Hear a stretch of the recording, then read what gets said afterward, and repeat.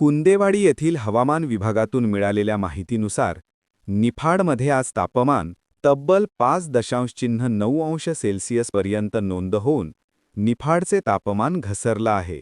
होय, महाराष्ट्रात दरवर्षी हिवाळा वाढला की सर्वात पहिले ज्या ठिकाणचे नाव घेतले जाते ते म्हणजे मिनी महाबळेश्वर म्हणून ओळखला जाणारा नाशिक जिल्ह्यातील निफाड तालुका. कॅलिफोर्निया म्हटले तरी जगभरात द्राक्ष उत्पादनासाठी प्रसिद्ध आणि थंडी म्हटली तरी माहेरघर ठरलेला निफाड सध्या अक्षरशः थरथरत आहे.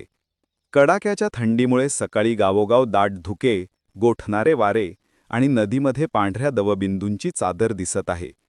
तज्ज्ञांच्या अंदाजानुसार आगामी 24 ते 48 तासात तापमान आणखी घसरण्याची शक्यता आहे.